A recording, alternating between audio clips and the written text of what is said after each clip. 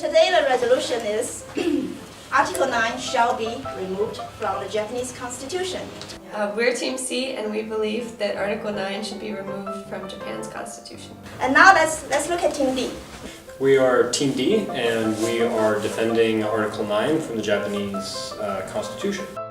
There's many more consequences to removing the article than just making jobs. Additionally, Japan's debt to GDP ratio is one of the highest in the world at 223%. So you don't have the money to do anything right now. Japan has like pretty advanced military, and so like the removing the Article 9 is not necessary. They rely on the younger generation to hold them up. It's their only support. And if you don't have young people, you can't even supply military with people.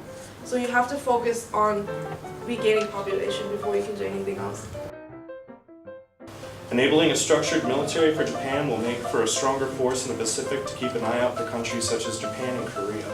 We feel that a large defense enabled by Article 9's removal would not have the burden on the economy. Why would China use nuclear weapons? Any nuclear attack on Japan would immediately be hit by retaliation by the United States. China has 156% more active military than the United States.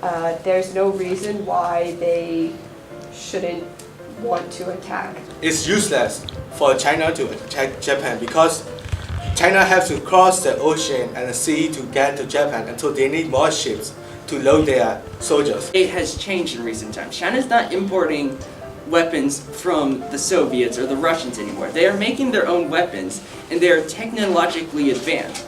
However, you even recognize the fact that Japan has a fantastic trade relationship with China.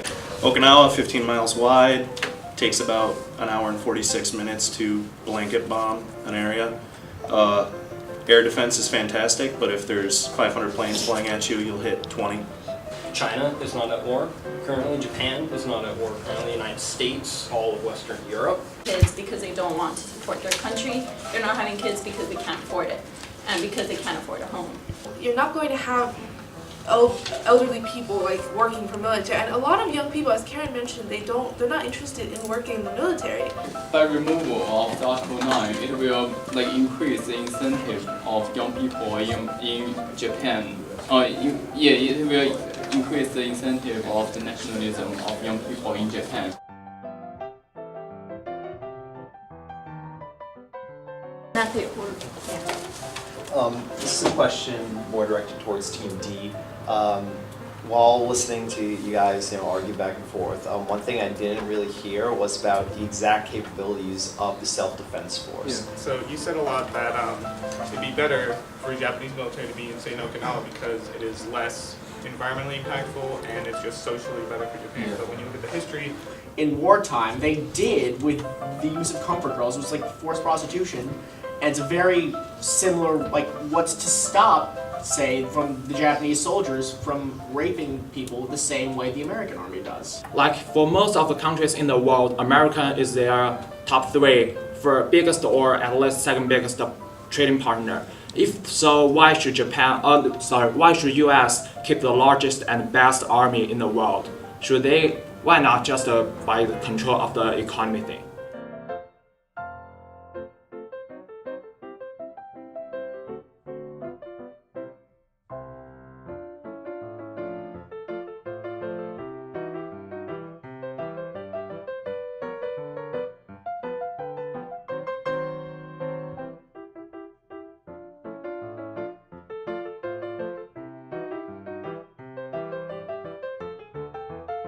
Japan is so highly leveraged off of its GDP ratio that it cannot afford to expand the Japanese military to compete on any kind of scale. We believe that we can leverage our military alliances that we have with the United States, with the US 7th Fleet in the South China Sea, and with military bases currently in Japan. The war renouncing clause is a dead letter, and it has been for over half a century.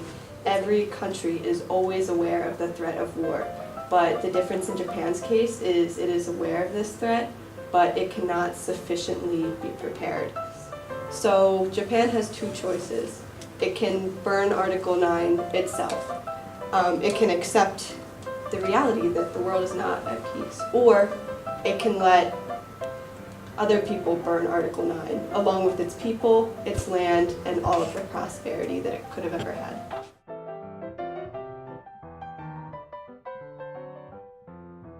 Team B, Team D. 1 vote for Team D, 1 vote for Team C, 1 vote for Team D, and 1 vote for Team D. Is there even that many people in the class?